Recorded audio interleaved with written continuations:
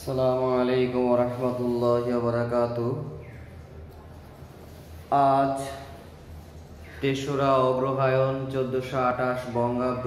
আমি আবু হানিফ মুন্সি ফরহাদ আজকে হাজির হয়েছি পঞ্চম শ্রেণীর শিক্ষার্থীদের জন্য। আজকে প্রথম পর্ব এই দেশ এই মানুষ, পর্ব ১। এই পর্বগুলোতে উপস্থাপন করব বিরাম চিহ্নের ব্যবহার। এটি তোমাদের পাঠ্য তালিকার বই, আমার বাংলা বইয়ের যে ব্যাকরণিক অংশ আসে পরীক্ষায়, প্রশ্নের ধারাবাহিকতা অনুযায়ী এটি ৮ নং প্রশ্নে থাকে। তো আমি এখানে লিখে দেই এই দেশ এই মানুষ, এই দেশ এই মানুষ। এই পাঠ থেকে আজকে উপস্থাপন করব। তো বিরাম চিহ্নের ব্যবহার এটি একটি জটিল বিষয়। বড় হয়েও, বড় ক্লাসে পড়াশোনা করেও কিন্তু এই বিরাম চিহ্নের ব্যবহার পারে না। এই ক্ষেত্রে এটা শুদ্ধ ও সুন্দর ব্যবহার জানা আমাদের জরুরি। তবে তোমাদের যদি জানার ইচ্ছে থাকে বিরাম চিহ্ন কয়টি, 11টি। তারপরে কোন চিহ্নের কি অর্থ, কমা অর্থ পাদচ্ছেদ, তারপরে সেমিকোলন অর্থ অর্ধচ্ছেদ, দাড়ি অর্থ পূর্ণচ্ছেদ। এগুলি যখন বড় হবে, যখন প্রয়োজন হবে তখন জানতে পারবে। আর তোমাদের জানা জরুরি হলো এর ব্যবহার, ঠিক আছে? তো দাড়িটা সাধারণত ব্যবহার হয় বেশি, এর থেকে বেশি ব্যবহার হয় কমা। কমার দাড়ির বাংলা সাহিত্যে ব্যবহার বেশি, বাংলা ভাষায়। তো চলে যাই, এভাবে শুরু করতে পারো তোমরা। এইখানে যখন পরীক্ষার খাতা লিখবে এখান থেকে শুরু করবে। এটা এভাবে উল্লেখ থাকলো ৮ নং প্রশ্নে, আমি লিখে দিলাম ৮ নং, ঠিক আছে? ৮ নং উল্লেখ থাকে। এখন কথা হলো এখানে লিখতে পারো উত্তর। উত্তর লিখে এখান থেকে শুরু করতে পারো, সার্থক জন্ম আমার, জন্মেছি এই দেশে। তোমার তো এই লাইনটা তুলতে হবে, মানে এই অনুচ্ছেদটা তুলতে হবে। তো অনুচ্ছেদটা তুললে এখান থেকে এভাবে সুন্দর করে শুরু করতে পারো। আমি চিহ্নগুলি এর মাঝে মাঝে বসিয়ে দেবো, আমি আলাদা করে আর লিখবো না। তো আমরা একটু অনুচ্ছেদটা পড়ে পড়ে আমি চিহ্নগুলো ব্যবহার করব। তো সার্থক জন্ম আমার, জন্মেছি এই দেশে। সার্থক জন্ম আমার, জন্মেছি এই দেশে। এখন কথা হলো কি, সার্থক জন্ম আমার, জন্মেছি এই দেশে, এইটা কোনো এক কবির লেখা। তিনি কে? বিশ্বকবি রবীন্দ্রনাথ ঠাকুর। যদি তুমি কবির নাম না জানো তাদের সমস্যা নেই। তাহলে যদি উক্তি হয়, উদ্ধৃতি চিহ্ন, এটাকে বলে উদ্ধৃতি চিহ্ন। যদি উদ্ধৃতি হয় তাহলে এই চিহ্নটা ব্যবহার হবে। সার্থক জন্ম আমার, জন্মেছি এই দেশে, যেহেতু এটা উদ্ধৃতি। উদ্ধৃতি বলতে বোঝায় কারো বাণী।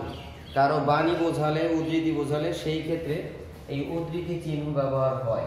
ব্যাস, এরপরে এখানে বাক্য শেষ হয়ে যায়। শেষ হয়ে যায় মানে সার্থক জন্ম আবার, জন্মেছে এই দেশে, বাক্য শেষ, ঠিক আছে? এই জন্য এখানে দাড়ি ব্যবহার করলাম, ওকে? এরপরে কবির এ কথার অর্থ আমাদের সৌভাগ্য সার্থকতা যে। তো কবির এ কথার অর্থ, এইখানে আমরা স্বাভাবিকভাবে একটা ড্যাশ ব্যবহার করতে পারি। ড্যাশ কিরকম? এরকম, এ কথার অর্থ। অর্থ তার মানে এখানে থামতে হবে না, ড্যাশে কোনো বিরতিকাল নেই। এ কথার, কবির এ কথার অর্থ, এখানে একটা ড্যাশ দিলাম, ঠিক আছে? ড্যাশ আর হাইফেন কিন্তু এক নয়। হাইফেনটা কোথাও ব্যবহার হলে দেখাবো, যাটা হাইফেনটা হলো এই ছোট, আর ড্যাশটা হলো এই বড়, ঠিক আছে? এটা একটু খেয়াল করতে হয়। এ কথার অর্থ আমাদের সৌভাগ্য সার্থকতা যে। তো আমাদের সৌভাগ্য ও সার্থকতা যে এদেশে, যে আমরা এদেশে জন্মেছি। আচ্ছা, আমরা এদেশে জন্মেছি, এখানে একটা কমার প্রয়োজন ছিল মনে হচ্ছে। কবির এ কথার অর্থ আমাদের সৌভাগ্য সার্থকতা যে আমরা এদেশে জন্মেছি। তোমাদের পাঠে এই চিহ্নটা, এখানে কোনো কমা নেই, কিন্তু এখানে একটা কমা দরকার আছে। আমরা এদেশে জন্মেছি, আমরা বাঙালি। এখানে আমরা এদেশে জন্মেছি একটা বাক্য হয়ে যায়। আর এখানে সার্থকতা যে, একটু থামার প্রয়োজন আছে, আর এই জন্যে এখানে একটা কমা দিয়েছি। কবির একথার অর্থ আমাদের সৌভাগ্য সার্থকতা যে আমরা এদেশে জন্মেছি, দাঁড়ি, আমরা বাঙালি, এখানে দাঁড়ি, বাক্য শেষ হয়ে যায়। বাংলাদেশের প্রায় সকল লোক বাংলায় কথা বলে। যদি আমরা এরপরে এখান থেকে আবার বাক্যটা শুরু করি তাহলে কিন্তু আমাদের নতুন করে শুরু করতে হয়, তাহলে এখানে কিন্তু বাক্য শেষ হয়ে যায়। কোথা থেকে শেষ হয়? বাংলাদেশের প্রায় সকল লোক বাংলায় কথা বলে, তাহলে এখানে দাঁড়িয়ে দেব একটা। ওকে, এরপরে শুরু হবে তবে। এটা জটিল বাক্যের ক্ষেত্রে হয়, তবে এগুলি জটিল বাক্য না, যৌগিক বাক্যের ক্ষেত্রে হয়।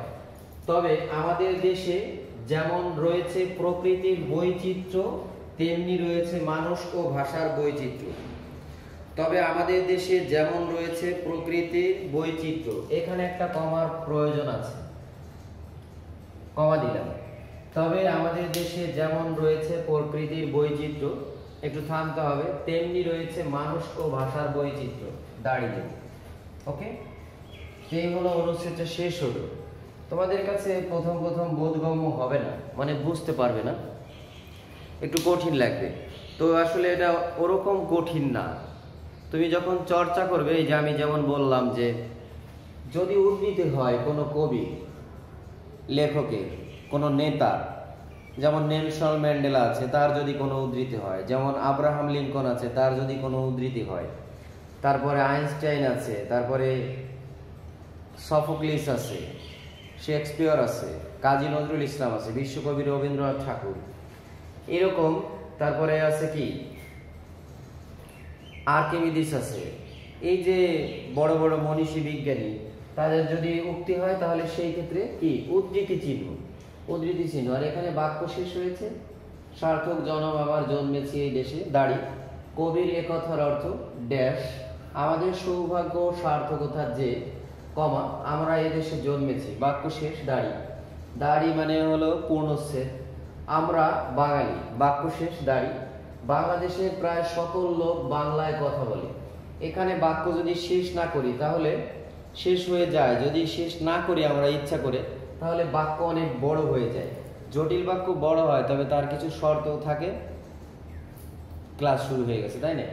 এই ক্লাসটা বড় হলে বুঝবে জটিল বাক্য কি। কথা বলে, এখানে বাক্য শেষ, দাঁড়ি।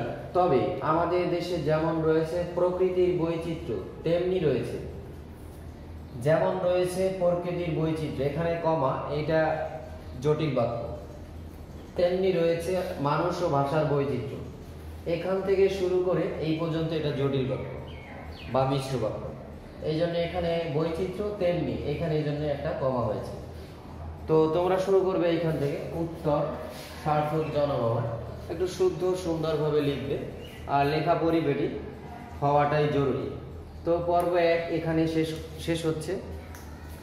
আর বিরাম চিহ্নের ব্যবহার, মানে যদি পরিচয় তোমরা জানতে চাও সে ব্যাপারে আমি একটা ক্লাস নেব আলাদা করে ইনশাল্লাহ। তো আজকে এ পর্যন্ত। ভালো, সুস্থ, সুন্দর থাকো, তোমাদের সুস্থ জীবনের প্রত্যাশায়।